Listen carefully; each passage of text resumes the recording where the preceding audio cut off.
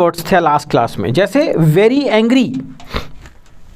अब आपको comment box को पूरा भर देना है फटाफट कमेंट्स करके कि वेरी एंग्री के लिए हमने कौन सा वर्ड देखा था, कौन सा वर्ड, 2 वर्ड थे शायद, है ना, 2 वर्ड्स वजह। तो वो कौन कौन से वर्ड थे जो वेरी एंग्री को डिस्क्राइब कर रहे थे। एंग्री हमें आता है, ये हमारी कॉमन नॉर्मल वोकैबुलरी है। यस, अब थोड़ा सा इसको अपग्रेड करते हैं, वोकैबुलरी एनहांसमेंट की तरफ चलते हैं। तो वेरी एंग्री के लिए जो वर्ड था पहला था फ्यूरियस। फ्यूरियस का मतलब होता है जो बहुत ज्यादा गुस्से में हो जाता है, खूंखार हो जाता है, फिर वो दैट इज कॉल्ड फ्यूरियस, एक वर्ड था। And the second was enraged, एकदम गुस्से से तमतमा जाने वाला, लाल पीला हो जाने वाला मामला है एनरेज्ड। जब कोई बहुत ज़्यादा गुस्सा हो जाए तो वो हो जाता है एनरेज्ड। लोग आए हैं कि नहीं आए हैं? 9 बज चुका है, फटाफट कमान ज्वाइन करते जाइए और कमेंट करते रहिए। The next word is very bad. जब कोई चीज़ बहुत ही बुरी हो, एकदम खराब हो, तो हम उसके लिए कौन सा वर्ड यूज़ करते हैं? हम यूज़ करते हैं ऑफुल। बहुत ही गंदा, भद्दा, बेकार है, ऑफुल मामला है। यस, और एक और जो शब्द था वो था मिजरेबल। कंडीशन कैसी है? मिजरेबल है, मतलब बहुत ही दयनीय स्थिति है, बहुत ही खराब है। जैसे हमारे साथ होता है ना कई बार कि एग्ज़ाम आने वाली होती है और एग्ज़ाम के पहले हमारी स्थिति कैसी होती है? बहुत ही दयनीय होती है। फिर हम जैसे तैसे करके कुछ क्वेश्चन आंसर रट रुटा के पास हो जाया करते हैं, है ना। ऐसे ही तो हमारी स्थिति कैसी थी? मिजरेबल थी, पहले दयनीय स्थिति थी। नोट करते जा रहे हैं, कॉपी आपके पास है। अगर आप पेन कॉपी लेकर बैठेंगे, दिमाग साथ में लेकर बैठेंगे, तो ये शब्द आपको बहुत लंबे समय तक काम आएंगे। नेक्स्ट हमारा वर्ड जो था वो था वेरी बेसिक। जब हम किसी चीज का बिल्कुल बेसिक की बात करते हैं, फंडामेंटल की बात करते हैं, तो वो क्या हो जाता है? वो हो जाता है प्राइमरी। कौन सा शब्द होता है? प्राइमरी, है ना। इसको आप करते रहिए। वो वर्ड है प्राइमरी और सेकंड वर्ड है फंडामेंटल। इसी का जो नेक्स्ट वर्ड है वो है फंडामेंटल। प्राइमरी मींस एकदम सिंपल और उसका सेकंड है वेरी बेसिक का फंडामेंटल। चलिए और आगे चलते हैं, ये तो आसान था। वेरी ब्यूटीफुल, ये तो काम आने वाला शब्द है। वेरी ब्यूटीफुल का मतलब है प्रेटी और दूसरा है गॉर्जियस। कैसा है? गॉर्जियस है मामला, है ना। अब ब्यूटीफुल बोलना छोड़ दो, आप बड़े हो गए हो। क्या वर्ड यूज करना है? Gorgeous, pretty. यस, चलो अगला वर्ड कैपेबल, जो बहुत कैपेबल हो, कोई काम कर सकता हो, वेरी कैपेबल। उस वेरी कैपेबल के लिए जो वर्ड है वो है स्किलफुल। क्या है? स्किलफुल। रिवाइज कीजिए, यही वो कैप काम आएगी। एंड एफिशिएंट, दक्ष हिंदी में कहते हैं इसको। बहुत एफिशिएंट है बंदा, मतलब अपने काम को करने में हाईली एबल है, बहुत ज़्यादा एबल है, वेरी कैपेबल है, इसलिए कहते हैं एफिशिएंट, दक्ष या स्किलफुल, कुशल। वेरी क्लीन, ये तो हमको शायद याद हो गया था। वेरी क्लीन का मतलब था नीट, है ना। स्पॉटलेस, क्या था? स्पॉटलेस। और दूसरा था हाइजीन, हाइजेनिक। हाइजेनिक का मतलब भी होता है जब कोई चीज बहुत कैसी हो, साफ सुथरी, चकाचक हो एकदम, तो वो हाइजेनिक हो जाती है। यस, और वेरी कंफ्यूज्ड, ये अपने बारे में शब्द हैं, क्योंकि हम लगातार कंफ्यूज्ड रहते हैं। हमारा डिसीजन मेकिंग बहुत अच्छा नहीं है। अगर आप अपना डिसीजन मेकिंग बहुत अच्छा करना चाहते हैं कि नहीं चाहते हैं? हाँ, चाहते तो हैं, तो आज तक क्यों नहीं किया कुछ इसके लिए? हाँ बोलो, कोई बताने वाला नहीं मिला। चलिए आज आपको बताते हैं, अगर आपको अपनी डिसीजन मेकिंग बहुत अच्छी करनी है, कंफ्यूजन में नहीं रहना है, तो क्या करें? छोटे छोटे डिसीजंस बहुत बोल्डली लेना शुरू कर दें। छोटा डिसीजन जैसे कोई हो, जैसे कोई बहुत फर्क ना पड़ने वाला हो, चाय पीनी है कि कॉफी पीनी है ना, तो जो मन में जाए बोल दो हाँ आज कॉफी पियेंगे, क्योंकि उस डिसीजन से बहुत फर्क नहीं पड़ेगा, लेकिन उससे आपका विल पावर थोड़ा स्ट्रांग होगा कि हाँ आप डिसाइड कर पाते हैं, और फिर धीरे धीरे आप बड़े फैसले भी लेने लगेंगे। तो पहली स्टेप क्या है? जो छोटे डिसीजंस होते हैं जिनका इम्पैक्ट बड़ा नहीं होता, उसको एकदम बोल्डली ले जाओ, एकदम बोल्डली ले लो उस डिसीजन को कि हाँ यही करेंगे। ठीक, तो वेरी कंफ्यूज नहीं रहना है, बैफल्ड नहीं होना है हमें, या बिवाइल्डर्ड नहीं होना है, ये भी कंफ्यूज्ड वर्ड है ना, बिवाइल्डर्ड, दैट इज वेरी कंफ्यूज्ड, तो हमें बिवाइल्डर्ड नहीं होना है। और अगला वर्ड था हमारा वेरी डिफिकल्ट। इंग्लिश हमें बहुत डिफिकल्ट लगती है ना, वेरी डिफिकल्ट है नहीं। अगर हम उसके बेसिक्स, वेरी बेसिक समझ जाए ना, फंडामेंटल्स, कि आखिर लैंग्वेज को कैसे इंप्रूव किया जाता है, तो बहुत आसान है ना। लेकिन क्या करें, हमें लगती बड़ी कठिन है, क्योंकि हम वैसे प्रयास नहीं करते, सीखने के तरीके में मुश्किल है। मतलब जो मेथोडोलॉजी ऑफ ट्रेनिंग है, जो सिखाने का तरीका है, वही फॉल्टी है। तो कैसे आएगी, नहीं आएगी ना। इसलिए ध्यान से देखते रहिए वीडियो। फिर क्या है, कॉम्प्लिकेटेड, डिफिकल्ट वाला वर्ड है कॉम्प्लिकेटेड। जब चीजें क्या हो जाती हैं, कॉम्प्लिकेटेड हो जाती हैं, या कॉम्प्लेक्स। कैसी हो गई, कॉम्प्लेक्स या कॉम्प्लिकेटेड। अगला वर्ड देखते हैं फटाफट, the next is very eager. जब कोई बहुत उत्सुक हो किसी काम को करने के लिए, उस काम को बस वो करना ही चाहता हो, उत्सुकता बहुत हो, तो इम्पेशेंट हो जाता है व्यक्ति, अधीर हो उठता है। और नेक्स्ट वर्ड है रथलेस, सॉरी रेस्टलेस, है ना, वो रथलेस याद आ गया, रेस्टलेस। ये भी होता है अधीर, जिसमें रेस्ट ना बचा हो, जो रेस्टलेस हो गया हो, है ना, वो क्या हो जाता है, वेरी ईगर। याद रखिएगा, इम्पेशेंट एक वर्ड है और दूसरा है रेस्टलेस, दोनों का मतलब है अधीर। वेरी ईगर, वेरी इजी, बहुत ही आसान अगर है तो वो तो सिंपल हो जाता है, या एफर्टलेस। एफर्टलेस का मतलब है जिसमें कोई एफर्ट न लगता हो। यस, चलो, वेरी फेमस। जब कोई बहुत फेमस हो जाए तो क्या कहते हैं, सेलिब्रेटेड, है ना, इसलिए तो सेलिब्रिटी वर्ड बना हुआ है। यहीं से समझ जाओ कि सेलिब्रिटी मतलब जो बहुत फेमस हो, सेलिब्रेटेड। और दूसरा वर्ड है रिनोव्ड, है ना। रिनोन्ड मतलब बहुत ही जाना पहचाना, रिनोन्ड मतलब होता है जो बहुत फेमस हो, चिर परिचित हो। यस, आगे बढ़ लीजिए। वेरी फार एक तो था रिमोट और दूसरा था डिस्टेंट, जो कहीं दूर स्थित हो, दैट इज डिस्टेंट। और आगे चलते हैं, वेरी फास्ट के लिए एक हमें आसानी से आता है रैपिड एंड स्विफ्ट। ये तो रट गया है, घुट गया है, वेरी फास्ट मतलब रैपिड, स्विफ्ट। और था वेरी गुड, सुपर्ब, एक्सीलेंट, है ना, दोनों ही वर्ड थे ना, सुपर्ब एंड एक्सीलेंट। और ये लास्ट वर्ड जो था वो था very happy. Very happy is glad and pleasant या प्लीज्ड। ये तो हमने वर्ड पिछली क्लास में भी देख लिए थे। अब चलते हैं थोड़ा आगे। वेरी क्या वर्ड था, अब ये बताएंगे आप मुझे। स्पॉटलेस मतलब वेरी क्या था, कमेंट बॉक्स में लिखने की बारी आ गई है। फटाफट लिखिए यहां वर्ड क्या आएगा।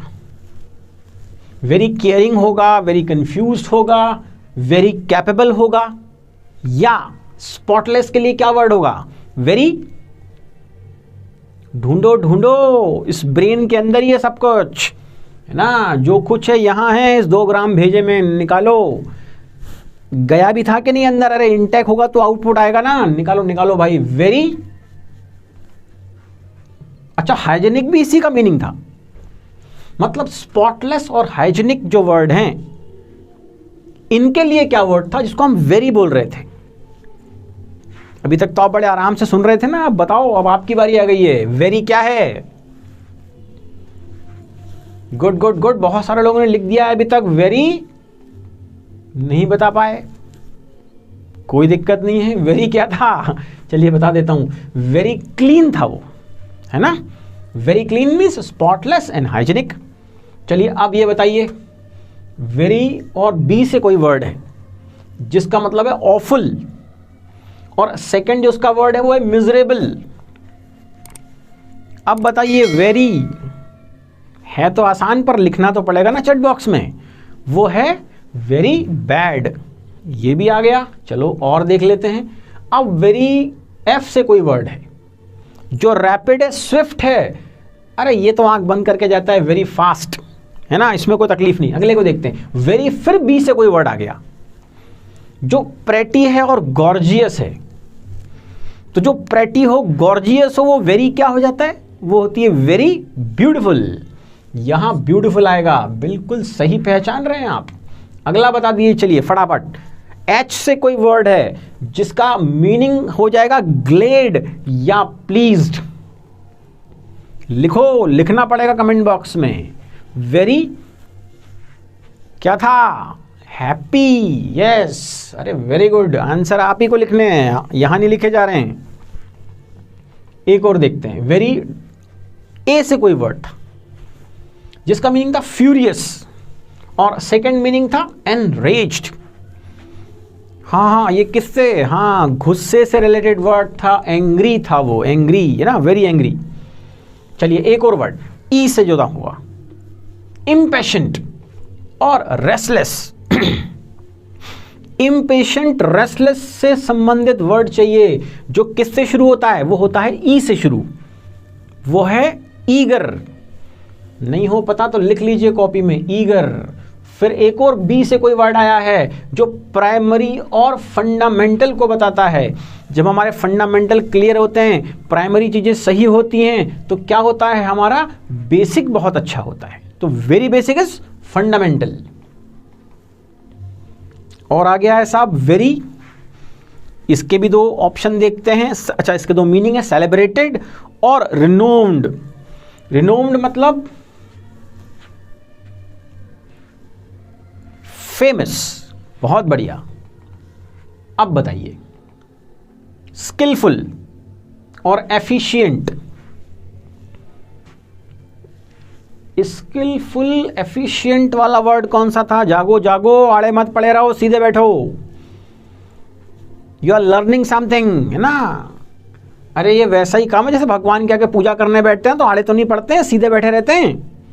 वैसे ही बैठो, उतना ही पूजनीय है सीखना। सीखना हमेशा पूजनीय है। कहीं एक बार मैं ट्रेन में जा रहा था तो प्लेटफॉर्म पे जो सीमेंट की बर्थ लगी होती थी पहले, आजकल भी लगी होती है, आजकल तो लोहे की लगा देते हैं ना, पहले सीमेंट की वो बर्थ बैठने की लगी होती थी, बेंच, बर्थ नहीं बेंच, है ना। उस पे एक सेंटेंस लिखा हुआ था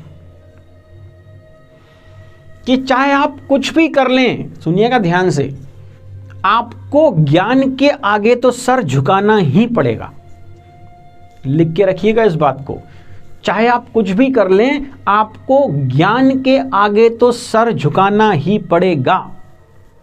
और अगर आप चाहते हैं कि लोग आपका रिस्पेक्ट करें, आप दुनिया में जाने माने जाएं, सेलिब्रेटेड हो जाएं, फेमस हो जाएं, तो क्या कीजिए? ज्ञान अर्जित कीजिए।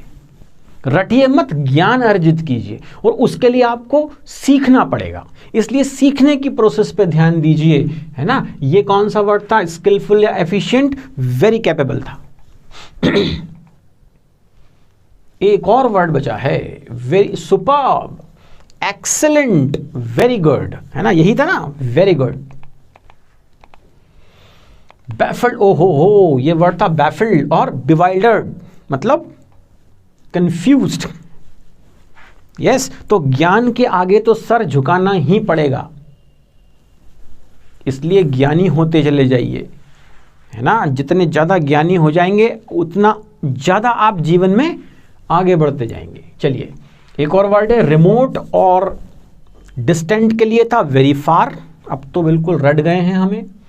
एक और शब्द था कॉम्प्लिकेटेड और इसका कॉम्प्लेक्स, वेरी डी से वर्ड था, डिफिकल्ट।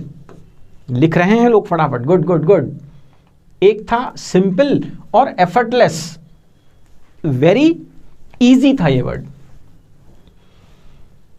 रैपिड और स्विफ्ट किस वर्ड के लिए आए थे? अरे रिवाइज करने में तो खेलना ही पड़ेगा ना इनके साथ, सो मत। वेरी फास्ट के लिए आए थे, मैं ही बताता चलता हूं आपको। चलिए, स्पॉटलेस और हाइजीनिक, ये किसके लिए आए थे? किस वाले वर्ड के लिए थे? वेरी क्लीन के लिए थे, है ना। स्पॉटलेस और hygienic is very clean, very good. और चलते हैं, प्रेटी और गॉर्जियस, ये था वेरी ब्यूटीफुल, है ना, वेरी ब्यूटीफुल।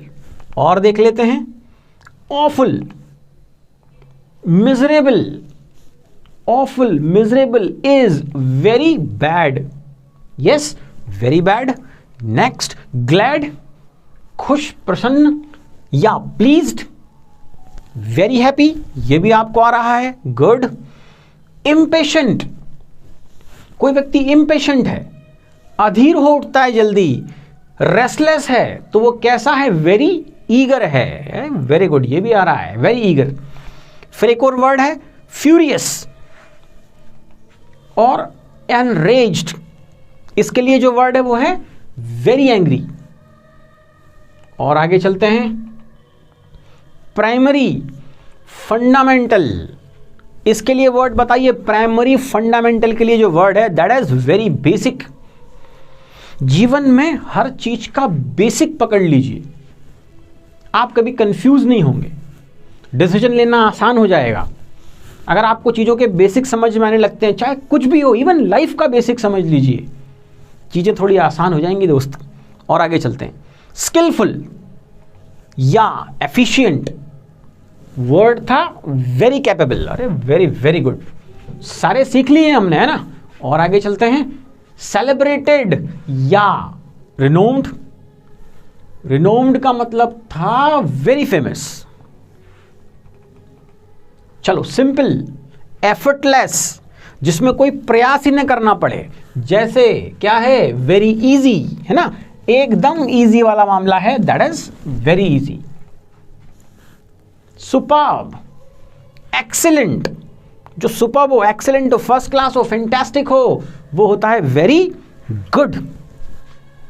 देखो, अलग अलग तरह से हमें वर्ड से खेलना पड़ेगा। रिमोट या डिस्टेंट, जो दूर हो, अवे हो, क्या है, वेरी फार।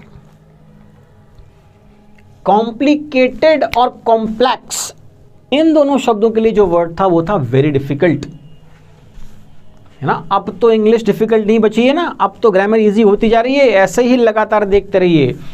कल जो क्लास आने वाली है ग्रामर की, सॉरी ये वोकैबुलरी की, उसमें हम क्या देखेंगे, उसमें हम फ्रेजेस के बारे में बात करेंगे। अभी तक हम वर्ड्स पे खेल रहे थे, अब थोड़ा सा बोर होने लगे होंगे आप, इसलिए अब कहाँ चलेंगे, फ्रेजेस की तरफ चलेंगे, नए नए फ्रेज सीखेंगे।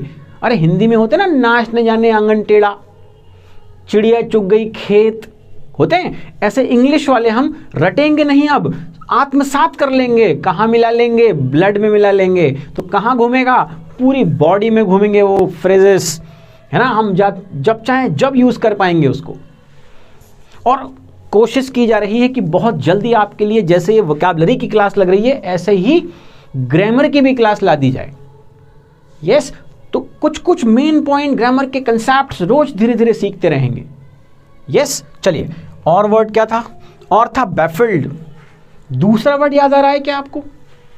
इसका एक और वर्ड है जिसका यहां मीनिंग लिखा है, अभी आएगा, वेरी कंफ्यूज्ड।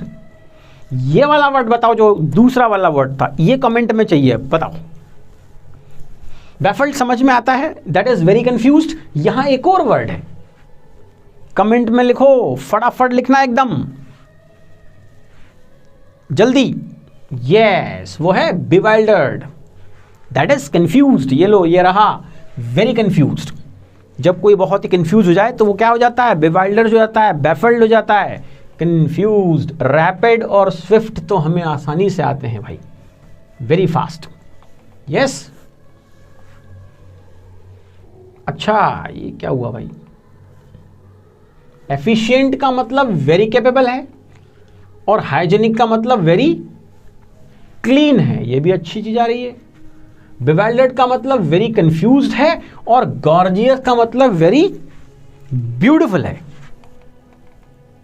कॉम्प्लेक्स का मतलब वेरी डिफिकल्ट है, और मिजरेबल का मतलब वेरी बैड है। फ्यूरियस का मतलब वेरी एंग्री है, और प्लीज्ड का मतलब वेरी हैप्पी है। बहुत बढ़िया। बैफिल्ड का मतलब वेरी कंफ्यूज्ड है, और एनरेज्ड का मतलब वेरी एंग्री है। एफर्टलेस मतलब वेरी इजी, और रिनोम्ड मतलब वेरी फेमस। वाह यार, वेरी नाइस, थैंक यू पे आ गए अब हम। ये हमने इन शब्दों के साथ बहुत बहुत खेला, बार बार इधर उधर करके उनकी एक्सरसाइज की। इस वाली क्लास को बार बार देखते रहिए ताकि आपके वर्ड्स रिवाइज होते रहें और इनको आप अपनी लैंग्वेज में डे टू डे लाइफ में यूज़ कर पाओ। शुरू करते हैं। जो लोग आराम से आ रहे हैं उन्हें आने दीजिए, अपन स्टार्ट करते हैं। अब ये पिक्चर आपके सामने है, इससे रिलेट करना है हमको किस चीज को, कि इससे रिलेटेड कौन सा फ्रेज है, कौन सी ईडियम है, कौन सी प्रोवर्ब है ना, इस सब का मिक्स हमारे पास आने वाला है। तो इनसे रिलेटेड इस पिक्चर को देख के कुछ समझ में आ रहा है क्या? पिक्चर में दिखाया जा रहा है कि एक व्यक्ति, एक छोटा बालक या व्यक्ति कह लें, ये एक अम्ब्रेला लेकर जा रहा है, ऊपर से बारिश हो रही है, यस, और इस होती हुई बारिश में क्या हो रहा है, क्या टपक रहे हैं? यस, इस बारिश में बहुत सारे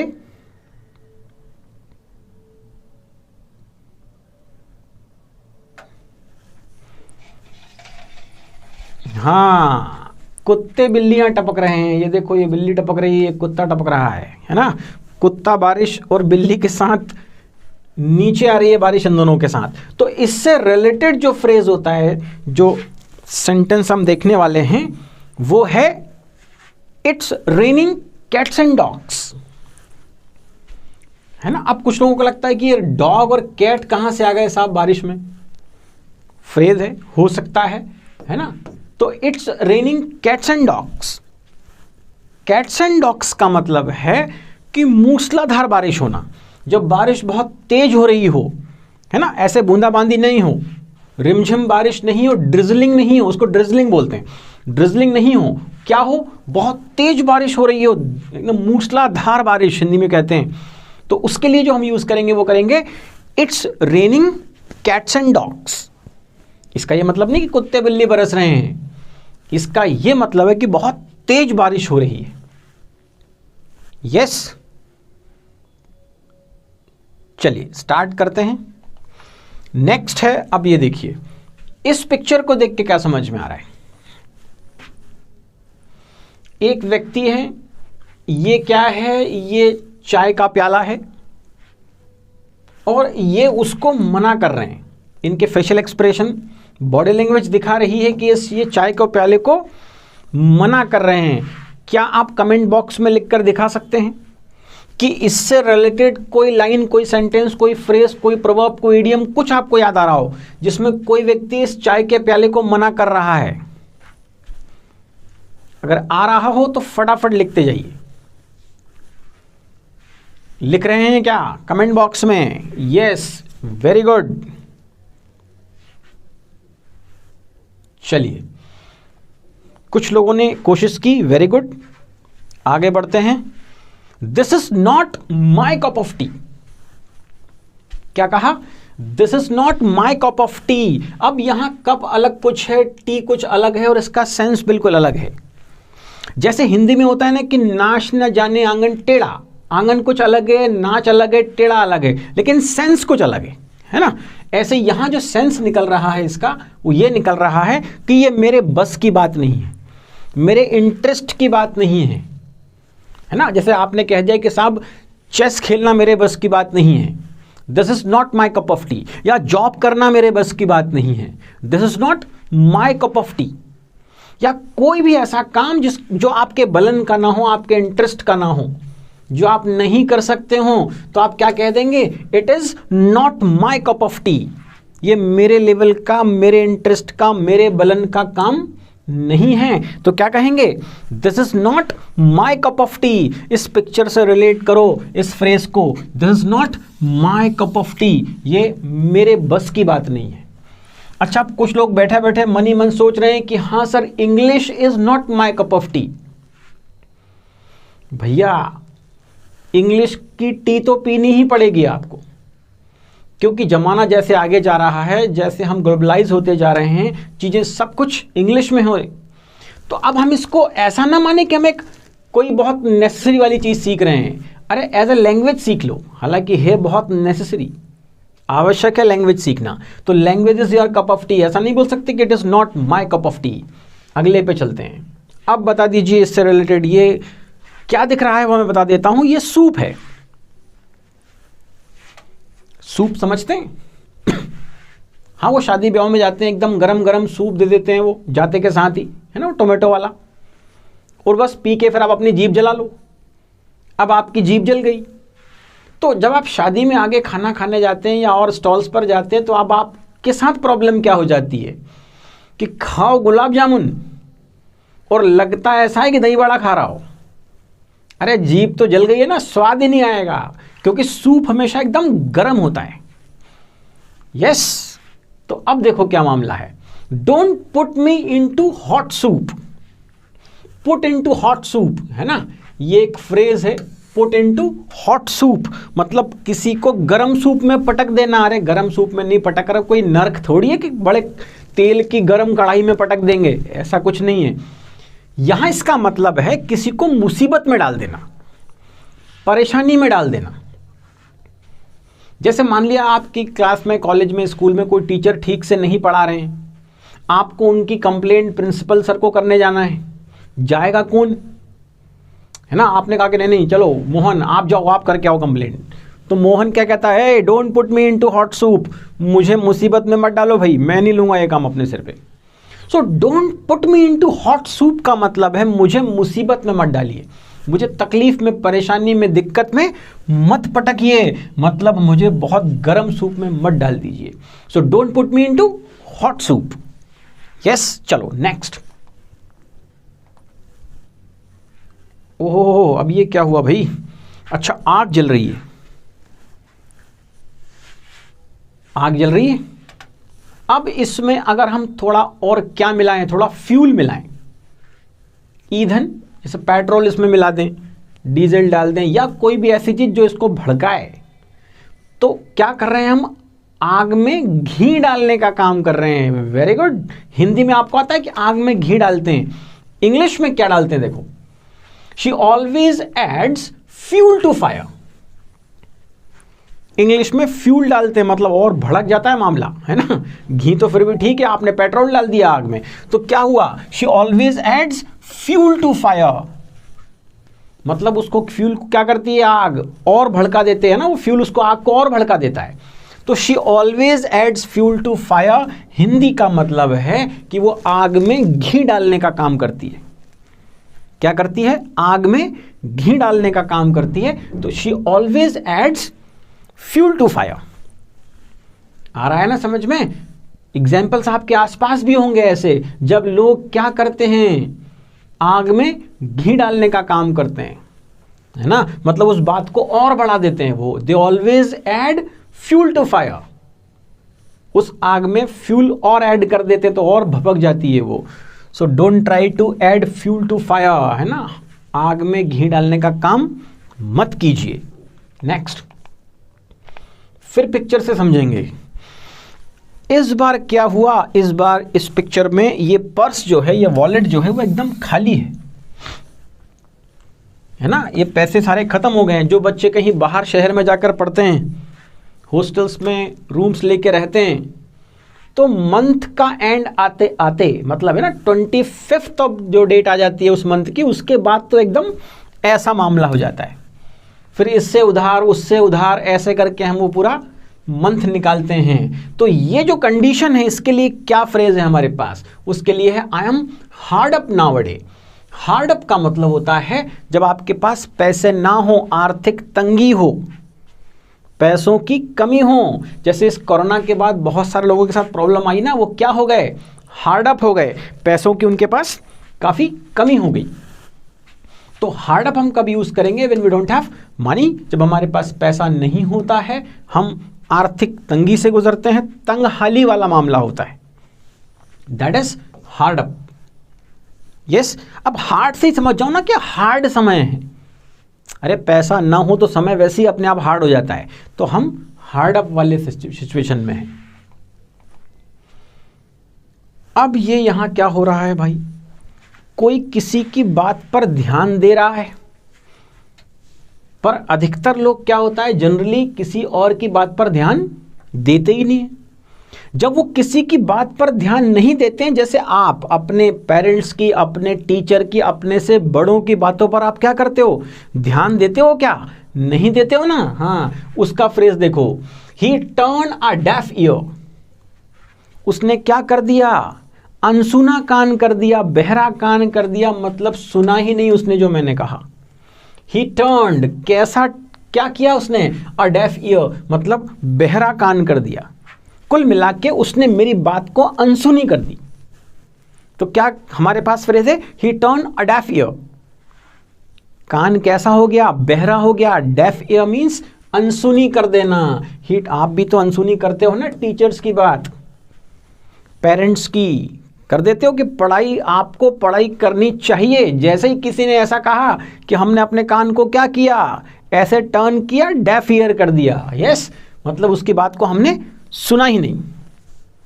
गुड, सीखने में मजा आ रहा है। पिक्चर से रिलेट करके जब हम इस फ्रेज को डिस्क्राइब कर रहे हैं, एग्जाम्पल्स ला रहे हैं, इधर उधर की बात कर रहे हैं, तो ये धीरे धीरे आपके अंदर समाहित हो जाएंगे। नेक्स्ट पे चलिए। अब ये भैया थोड़ा डिप्रेशन में बैठे हैं, सब कुछ लुट पिट गया सा लगता है। ऐसे ही लग रहा है ना पिक्चर देखने के बाद कि ये कैसे बैठे हैं, एकदम सुनसान गुमसुम बैठे हैं। देख लेते हैं इनके लिए फ्रेज क्या है। I am not in my self today. अरे बहुत बढ़िया। आई am not in my self, मतलब मैं अपने आप में नहीं हूं। आई am not in my self, मैं खुद में नहीं हूं। मतलब मेरा मूड ठीक नहीं है, मुझे आज अच्छा नहीं लग रहा है ना। कई बार होता है, हम बोलते हैं लोगों को कि आज मुझे कुछ अच्छा नहीं लग रहा है, आज मेरा मूड ठीक नहीं है। तो आई am not in my self, I am not in my self. Don't cut jokes, player मजाक मत करो, मेरा मूड ठीक नहीं है। So don't cut jokes, I am not in my self, मैं अपने आप में नहीं हूं, मुझे ठीक नहीं लग रहा है ना, थोड़ा अजीब लग रहा है। चलिए साहब और आगे चलते हैं। So I am not in myself समझ में आया। जब भी ऐसी सिचुएशन आए तो एकदम से याद आ जाना चाहिए कि आई am not in my self. अब देखिए क्या हो रहा है। ये क्या है भाई साहब, ये लकड़ी का हत्ता लगा है, ये आगे लोहा है। इस चीज़ को क्या बोलते हैं इंग्लिश में? हिंदी में तो आपको आता है, मैंने हिंदी में पूछा ही नहीं आपसे। हिंदी में कुल्हाड़ी बोलते हैं। और ये क्या कर रहे हैं, इसकी धार तेज कर रहे हैं, ठीक है। इसको इंग्लिश में कहते हैं एक्स माने कुल्हाड़ी। और ये जो प्रोसेस है तेज करने की, ग्राइंड बोलते हैं इसको। ग्राइंडर होता है ना, इस पर हम इस पर घिस देते हैं तो उसकी धार तेज हो जाती है। अब इसका देखो phrase, everybody is grinding his own x. तो ग्राइंड हिज ओन एक्स,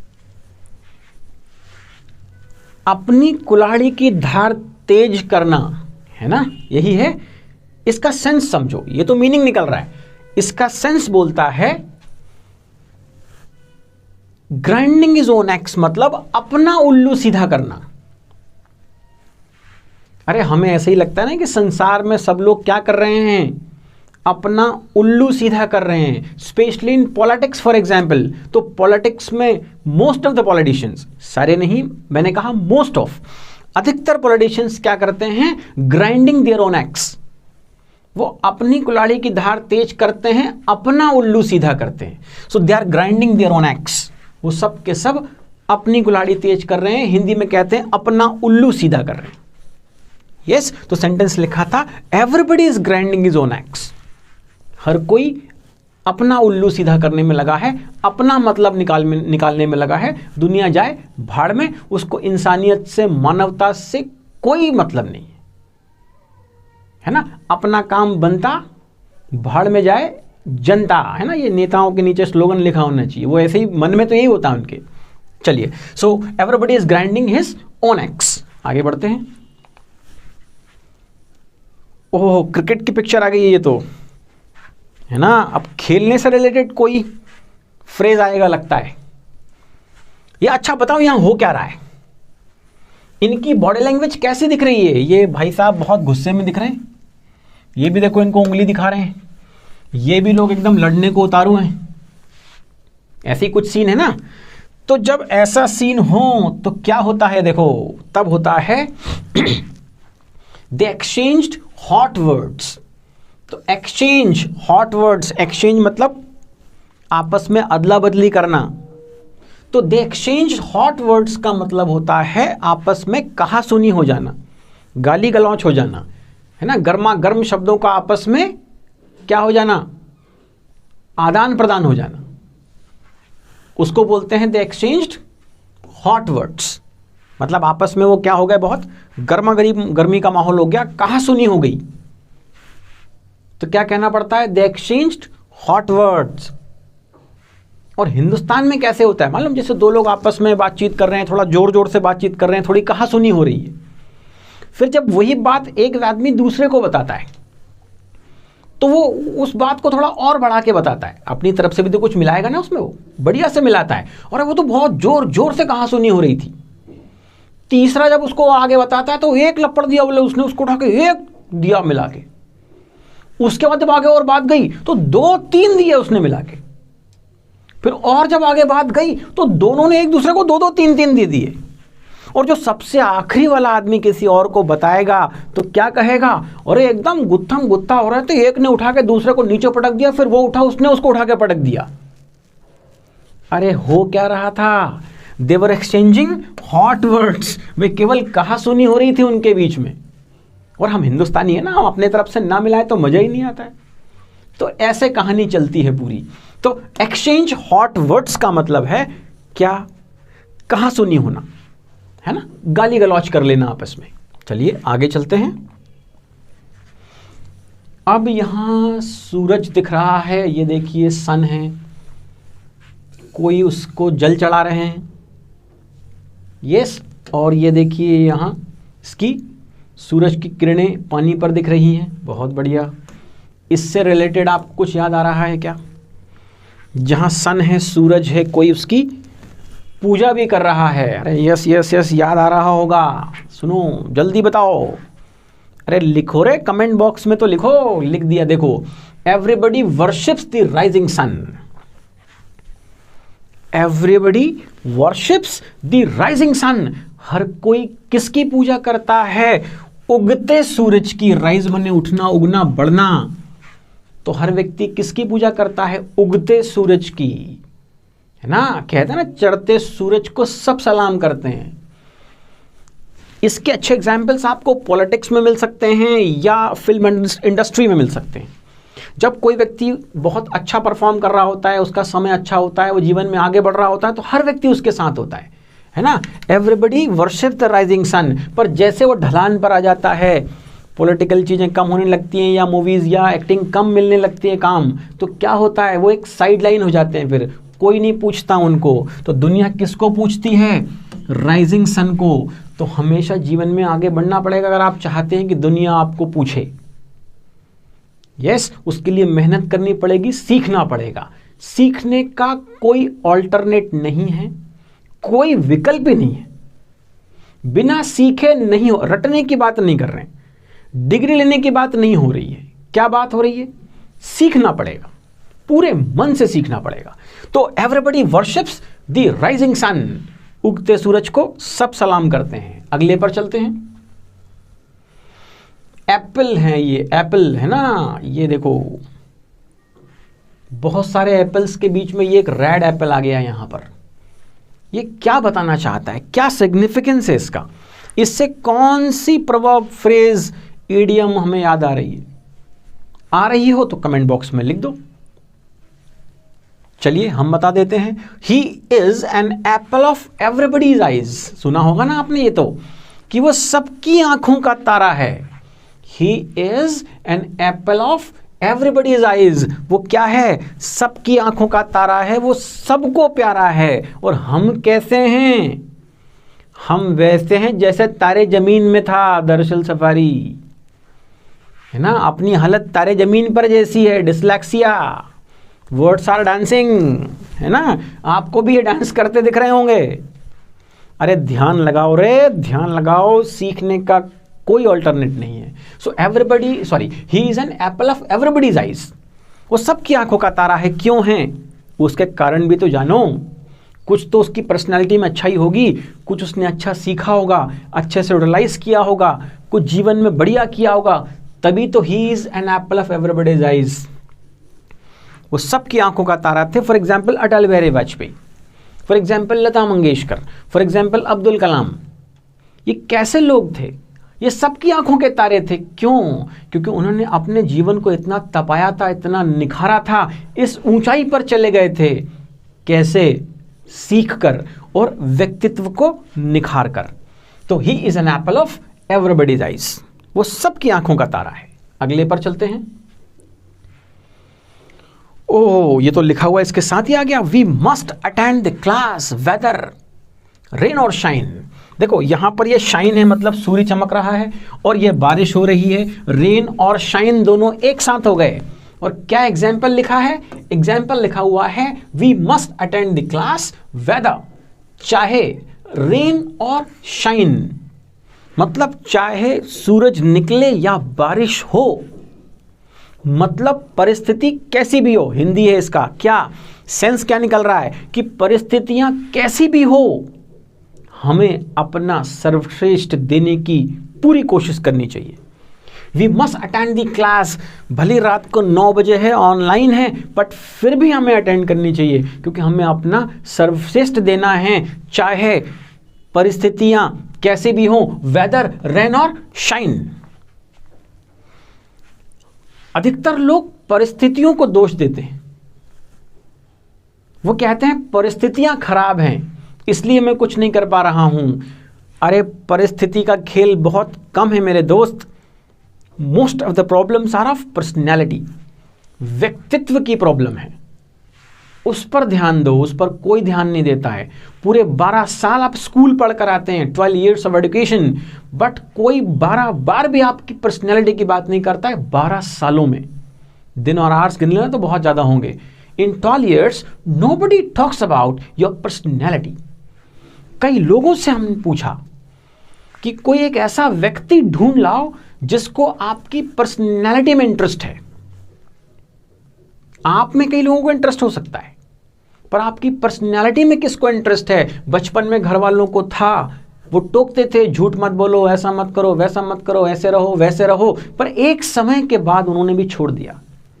छुट्टे सांड जैसा छोड़ दिया, बोले जा जो देखे वो कर, और हम फिर ऐसे हो गए हैं।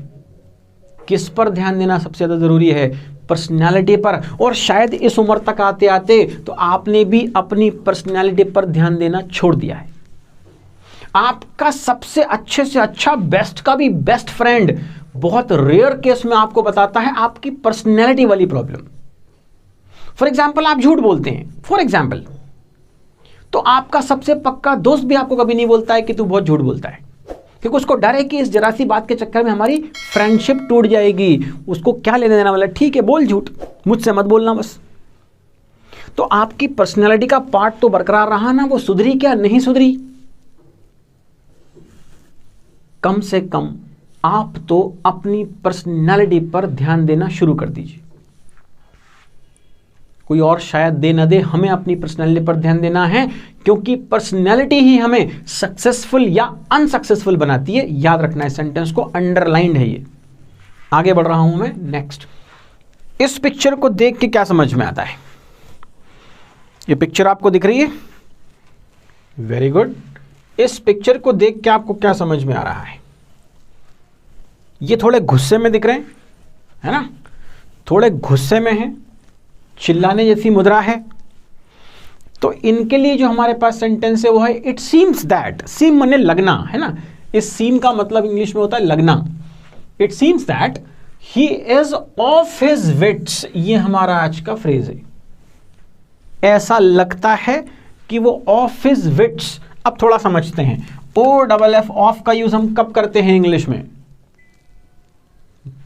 OFF ऑफ का यूज हम इंग्लिश में तब करते हैं जब कोई चीज कहीं से दूर हटती है, वो अवे हो जाती है, डिस्कनेक्टेड हो जाती है। क्या हो जाती है? डिस्कनेक्टेड। जैसे जो चीज पहले टच में थी, कांटेक्ट में थी, वो हट जाए तो वो क्या हो जाता है? ऑफ हो जाता है। ये इसका सेंस है ऑफ का। मतलब कोई चीज कहीं दूर हो रही है, हट रही है, तो हम उसको कहेंगे ऑफ। और विट्स का मतलब होता है बुद्धि। विट्स का मतलब होता है बुद्धि, जो आपके पास आप जानो है कि नहीं है ना। टटोल के देख लो, थोड़ा ठोको ठाको, कुछ आवाज आ रही है क्या? अगर आवाज आ रही होगी तो होगी, है ना? तो ऑफ हिज विट्स मतलब वो अपनी बुद्धि से बाहर है, वो सोच समझ नहीं पा रहा है कि एग्जैक्टली कर क्या रहा है, उसको बोलते हैं it seems that he is of his wits. Picture देख के समझ में आ रहा है कि एकदम गुस्से वाली मुद्रा है, चिल्लाने का है ना, उन्होंने फेस बना रखा है चिल्लाने वाला, मतलब क्या है, वो बुद्धि से बाहर है, उन्हें समझ नहीं आ रहा है कि वो क्या कर रहे हैं। अरे हमने तो अपना अभी तक का जीवन ही ऐसे काट दिया है, कैसा, ऑफ हिज विट्स, है ना, हमेशा बुद्धि से बाहर ही रहे अपन तो, क्योंकि बुद्धि का कोई काम, कोई यूज हमने किया ही नहीं जीवन में। अगर किया हो तो बता दीजिए किस काम में आपने माइंड लगाया था, बुद्धि लगाई थी। चलिए हम तो यहां फ्रेज पकड़ लेते हैं, ऑफ हिज विट्स मतलब जो अपनी बुद्धि से बाहर हो, जो समझ सोच नहीं पा रहा हो, that is of his wits. इस पिक्चर से समझने की कोशिश करते हैं। यहां पर काफी सारे मॉस्किटोज हैं, है ना, ये देखो ये मॉस्किटोज हैं, मच्छर, और ये कुछ उनके ऊपर छींटने वाला कुछ है जिससे वो मर सकते हैं, है ना। तो हम यहाँ क्या चाह रहे हैं, हम इन मॉस्किटोज से छुटकारा पाना चाहते हैं। क्या चाहते हैं, छुटकारा पाना चाहते हैं। तो छुटकारा पाने के लिए वर्ड इंग्लिश में क्या है, वो है I want to get rid of these mosquitoes. ये जो मॉस्किटोज हैं इनसे हमें क्या करना है, गेट रिड ऑफ करना है, इनसे छुटकारा पा लेना है। जैसे आपको भी अपनी बुरी आदतों से छुटकारा पा लेना चाहिए, है ना, you must get rid of your bad habits. कोई सी भी हो, क्या करना है, बुरी आदतों से हमें छुटकारा पाना है। अब खैर ये डिसाइड कौन करेगा कि आदत बुरी है कि अच्छी है, ये आप पे छोड़ा है। अभी तो आप अपनी बुद्धि अगर हो तो, है ना, उससे समझ लीजिए कि कौन सी आदत अच्छी और कौन सी बुरी है, और अगर आपको लगता है कि वो बुरी है तो उसको छोड़ दीजिए। क्या करिए, गेट रिड ऑफ। यस, तो I want to get rid of these mosquitoes. Next, इस पिक्चर में यहां एक कैप दिख रहा है हमें, और इस कैप के ऊपर एक फेदर लगा हुआ है, फेदर माने पंख। इससे रिलेटेड एक जो बहुत बढ़िया सा फ्रेज आता है वो आता है, this award is one more feather in his cap. मतलब क्या हुआ कि ये जो अवार्ड, एक और जो अवार्ड मिला है, is one more feather, feather माने पंख। क्या होता है फेदर का मतलब, पंख, इन हिज कैप, मतलब उसको एक और उपलब्धि मिल गई, एक और अचीवमेंट हो गया। पुराने जमाने में जब मेडल्स वगैरह नहीं थे तो क्या किया जाता था, जो कैप होती थी सिर में, उसमें ही, जैसे मिलिट्री में होता है कई बार, वो एक फेदर लगा देते थे कि आपने एक बहुत अच्छा काम किया है तो ये आपके सिर पे एक और उपलब्धि हमने लगा दी। तो that is what, that is feather, है ना। उससे इसको समझो, उसको इमेजिन करो कि किसी के सिर पे टोपी लगी हुई है, उसमें एक और फेदर लगाया। जैसे जब सचिन तेंदुलकर क्रिकेट खेलते थे, उन्होंने कई सारी शतकें मारी थी, एक शतक और मार दी, तो अब एक और क्या हो गया, एक और फेदर इन हिज कैप हो गया, या एक और मैन ऑफ द मैच मिल गया, तो one more feather in his cap. Amitabh Bachchan ने एक और कोई hit movie they the, one more feather in his cap. तो ये मामला है, this award is one more feather. तो फेदर इन हिज कैप, इसका मतलब है एक और उपलब्धि, एक और achievement, feather in his cap. ये भी था, एक और आया है, कल नहीं थे ये वाले, है ना, ये नए वाले सीख रहे हैं हम, कल वालों को भी रिवाइज करेंगे, पहले कुछ नए वाले देख लेते हैं। अब यहाँ एक दिया जल रहा है ना, या वो चिमनी जल रही है। यूज़ किए क्या आपने, अगर आप चिमनी यूज़ करने वाले लोगों में से हैं तो भाग्यशाली हैं, आपने अपने जीवन में बहुत कुछ देखा होगा। और अगर आप 2000 के बाद की जनरेशन हैं तो फिर ये आपको नसीब नहीं हुआ होगा। चलिए आगे बढ़ाते हैं। स्टूडेंट्स बर्न मिडनाइट ऑयल, हमारा जो फ्रेज है वो है बर्न मिडनाइट ऑयल। अब आपको लग रहा होगा ये रात को कहाँ तेल जला रहे हैं, बर्न मिडनाइट ऑयल, इसका मतलब होता है देर रात तक कोई काम करना, पढ़ाई करना, कोई मीटिंग करना, है ना। जैसे कोई सपोज हमारे देश के प्रधानमंत्री कहीं और किसी दूसरे देश में मिलने जाते हैं, वहाँ उनसे लेट नाइट मीटिंग होती है, तो न्यूज़पेपर जो होते हैं वो कैसे हेडलाइंस लिखते हैं कि both the prime ministers burnt midnight oil, मतलब उन्होंने देर रात आपस में मुलाकात की। So students burn midnight oil just before exams. हम वही उसी प्रजाति के लोग हैं ना जो वन नाइट बिफोर एग्जाम वाले लोग हैं। एक किसी को मैंने एक सजेशन दिया था कि जीवन में अगर कुछ ना कर पाए तो कुछ मत करना, एक छोटी सी गाइड छाप देना देखो पहले मोटी किताब आती थी, फिर थोड़ी छोटी पतली कुंजी गाइड हो गई, फिर और 20 क्वेश्चन जैसा हो गया। अब किसी को सजेशन दिया था कि एक काम करना, एक किताब छापना और उसका नाम लिखना 1 नाइट बिफोर एग्जाम, धड़ल्ले से बिकेगी, सब लोग खरीद लेंगे, क्योंकि हर आदमी हिंदुस्तान में अब एक रात पढ़ाई करके पास होने के सिस्टम पर चल रहा है। तो वो क्या करता है बेचारा, बर्न मिडनाइट ऑयल, उस रात तो पूरा तेल जला देता है, मतलब उस रात बहुत देर तक पढ़ाई करता है। सो बर्न मिडनाइट ऑयल का मतलब है बहुत देर तक कोई काम करना, पढ़ाई करना, something like that. Yes, so burn midnight oil, ये भी क्लियर हो गया। और आगे चलते हैं इत्मीनान के साथ। अब देखिए ये एक झूला है और ये भाई साहब झूला झूल रहे हैं ऐसे। झूले को इंग्लिश में क्या बोलते हैं, बोलते हैं स्विंग। स्विंग माने झूला, और स्विंग का मतलब भी होता है झूलना भी होता है। इसी से रिलेटेड हमारा फ्रेज है, his career is in full swing. ये बात, इन फुल स्विंग, हिंदी में अगर मतलब ढूंढे तो वो निकलता है पूरे शबाब पर है, अपने उच्चतम स्तर पर है। अरे आपने कोई झूला देखा है ना, जब वो झूला ऐसे करके ऊपर जाता है तो एक ऐसा मोमेंट आता है जो सबसे ऊंचाई पर होता है, वो इन फुल स्विंग होता है, पूरे झूले पर होता है, अपने पूरे स्विंग पर होता है ऐसे। तो इन फुल स्विंग का मतलब है अपने शबाब पर होना, टॉप पर होना, अपने चरम पर होना। तो हिज करियर इज, उसका करियर कैसा है, इन फुल स्विंग है, बहुत ऊंचाई पर है इस वक्त, अपने बिल्कुल सर्वश्रेष्ठ पर है।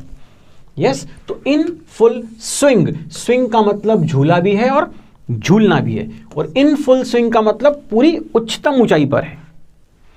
अरे ध्यान दे रहे हैं कि नहीं दे रहे हैं? ये चारों पांचों कौन से फ्रेज थे जो हमने कल नहीं देखे थे?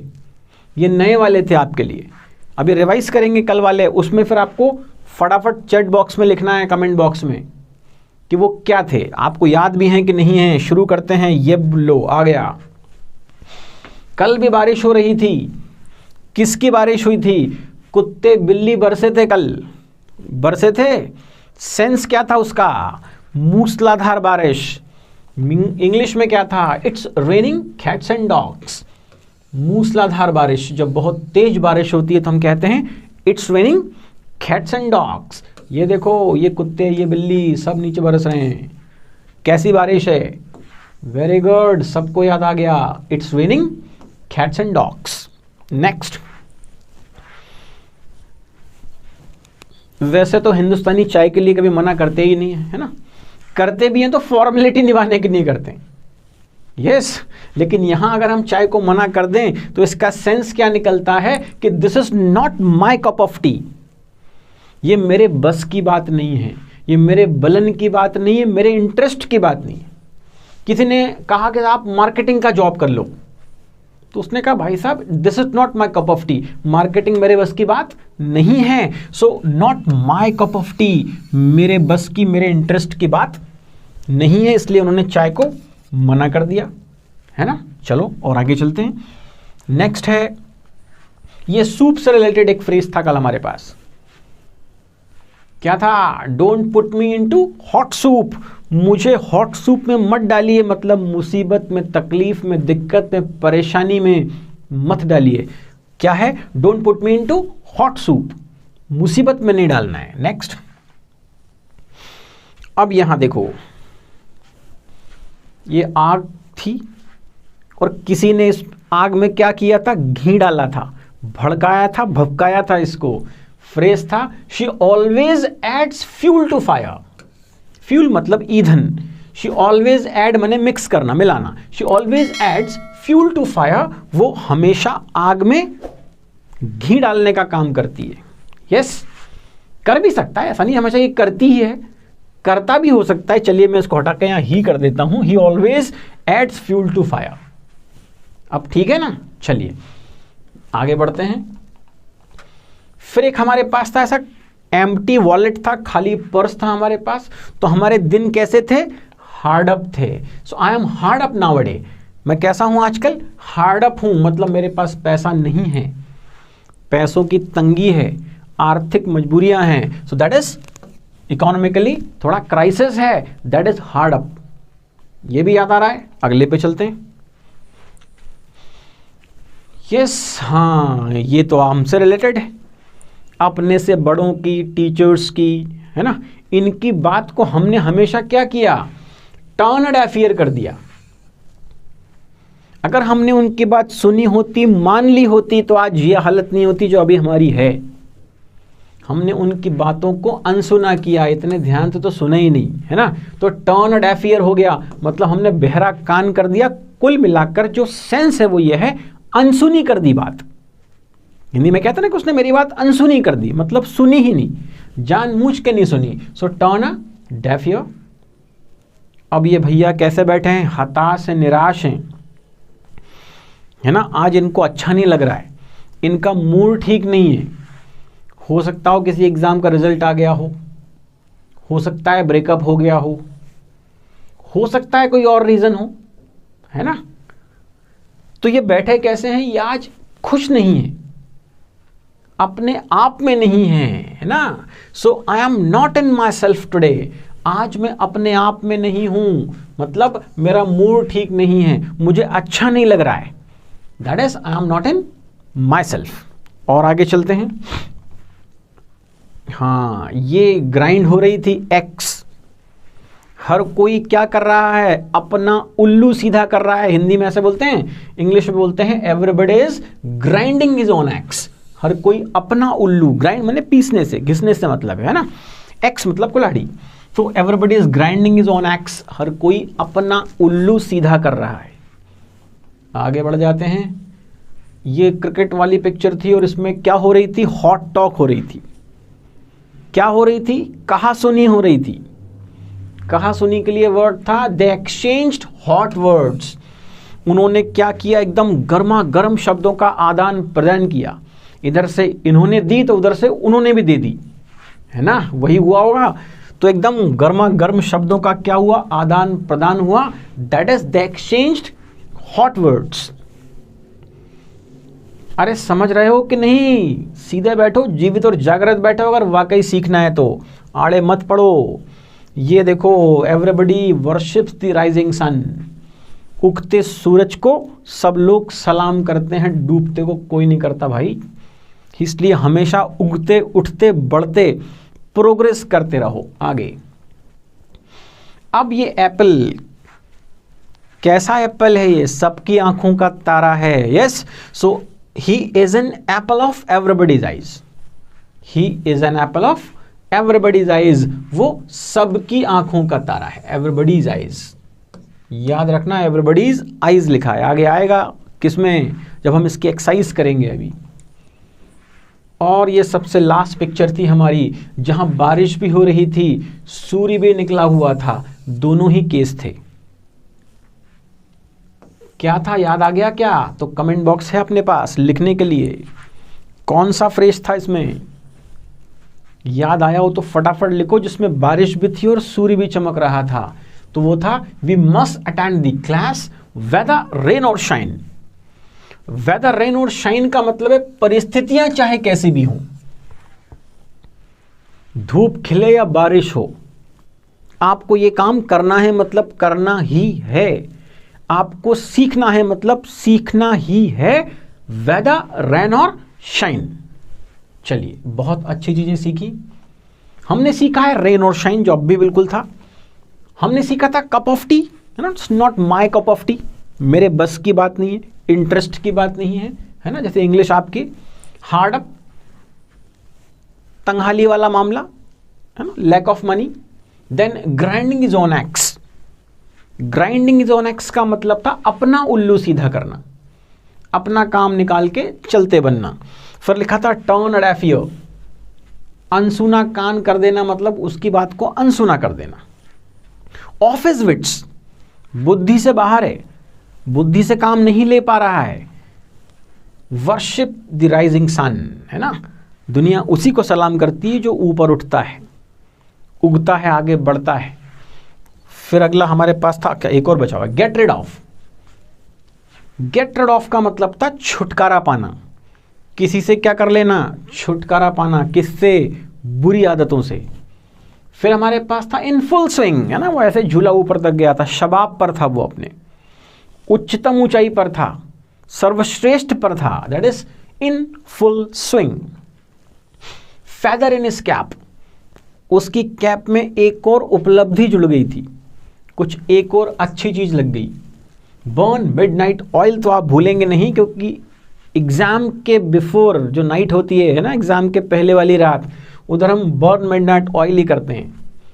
पुट इनटू हॉट सूप, किसी को मुसीबत में, दिक्कत में, परेशानी में डाल देना, that is put into hot soup.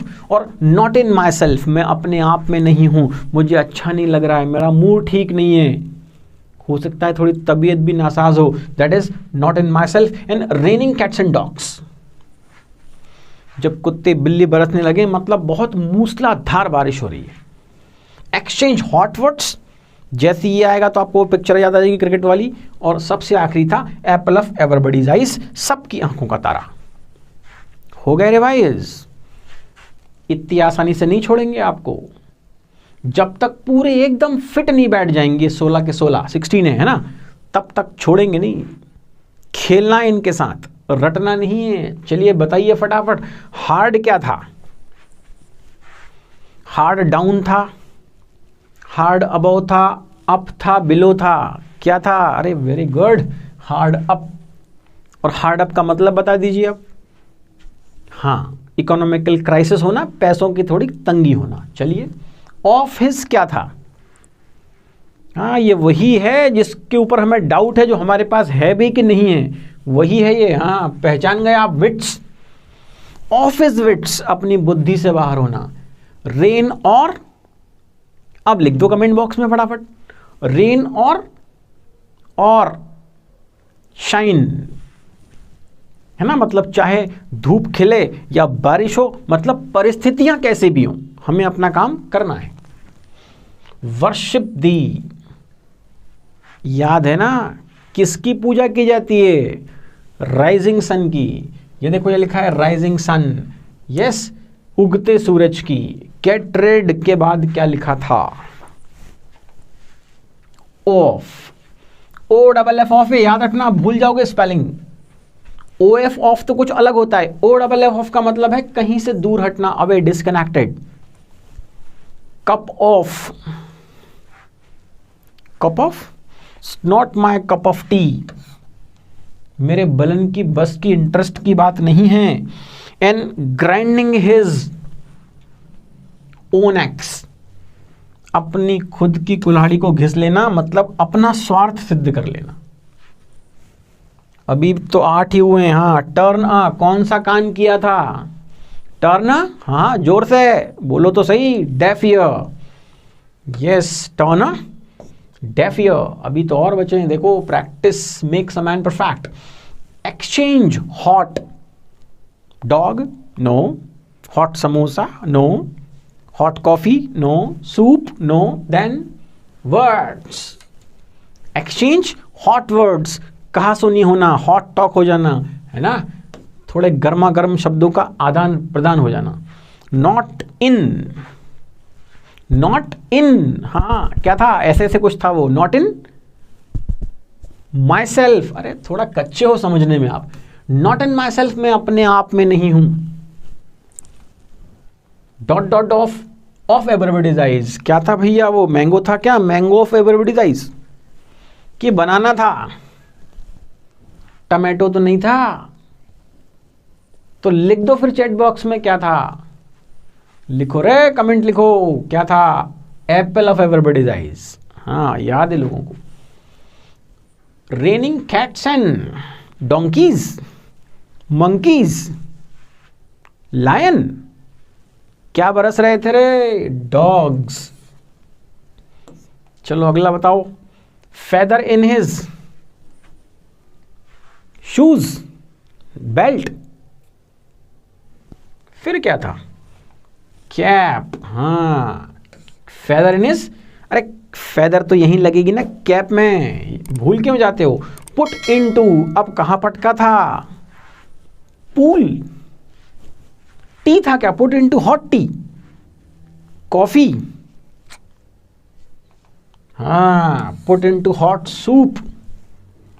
एक और देखते हैं, इन फुल, झूले वाला वर्ड था इन फुल। झूलना और झूला दोनों के लिए एक ही वर्ड था, इन फुल स्विंग, पूरे शबाब पर होना, यस।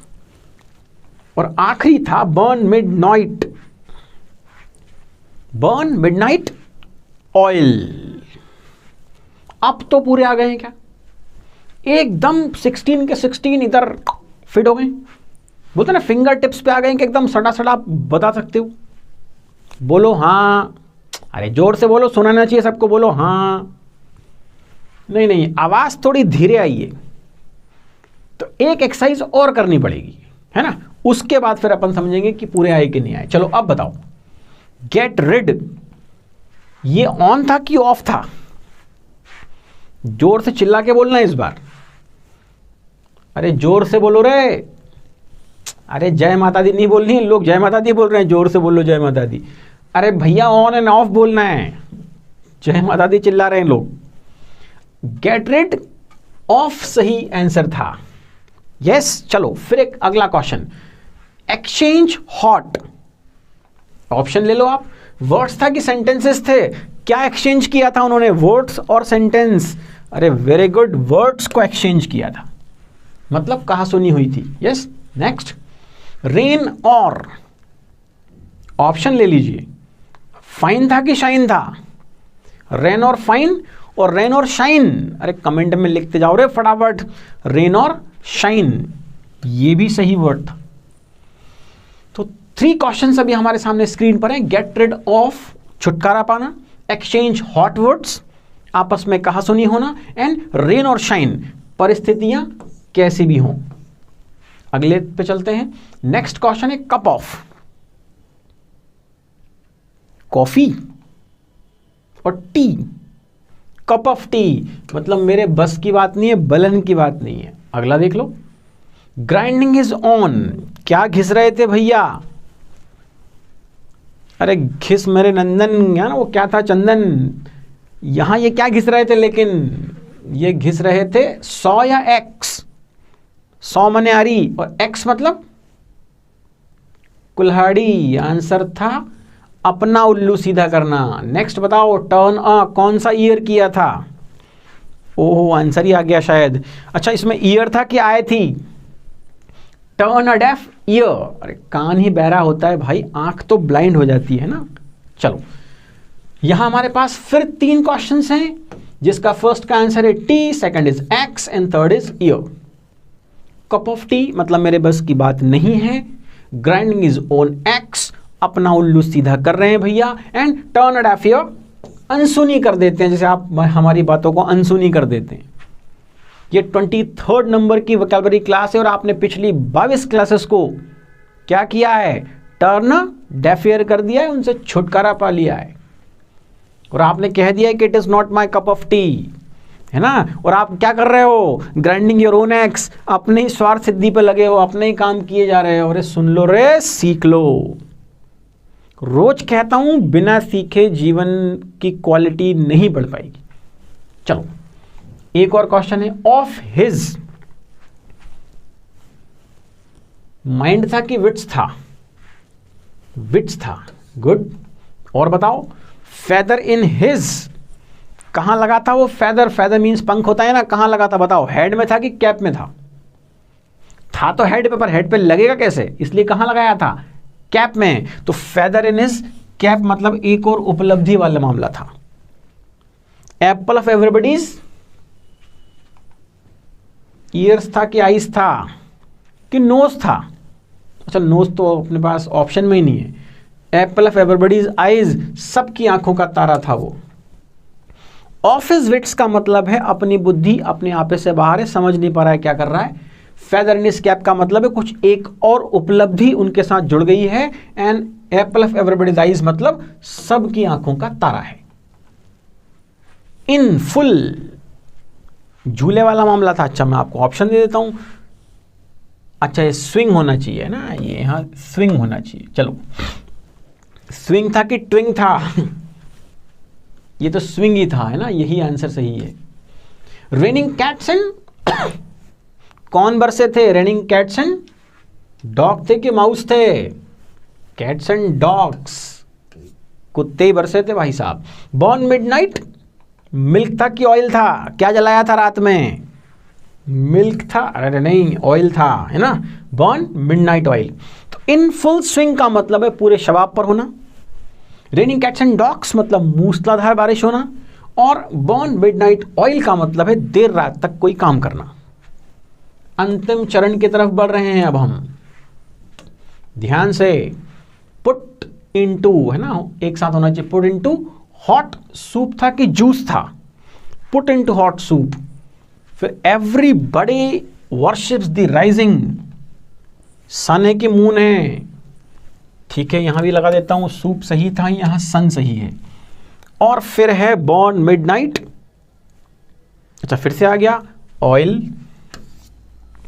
ठीक है, रिवाइज ही हुआ ना, किसी का पेट तो नहीं दिखा, उल्टी तो नहीं आई कि ये क्वेश्चन फिर से कैसे आ गया, जी तो नहीं मचल रहा है ना? हाँ, देखना हार्ट बीट तो उतनी है, बीपी भी नाप लो नहीं तो। So put into hot soup मतलब मुसीबत में डालना, तकलीफ में डालना। Everybody worships the rising sun, हम सबको आता है, हर व्यक्ति उगते सूरज की ही पूजा करता है। बर्न मिडनाइट ऑयल मतलब देर रात तक कोई काम करना। वेरी गुड, ये आ गया आपका। Thank you. आज की इंटरेस्टिंग नॉलेजेबल क्लास यहाँ खत्म होती है, ज्ञान से भरपूर थी। सीखना चाहा होगा तो आपने बहुत अच्छा सीखा होगा, वरना आपने क्या कर दिया होगा, टर्न डेफ ईयर कर दिया होगा। ये 16 फ्रेजेस बिल्कुल आपके साथ जुड़ जाने चाहिए। आपकी कैप में ये फेदर्स हैं 16, है ना? अब कहीं भी यूज करना हो तो एकदम धड़ाक से यूज कर देना।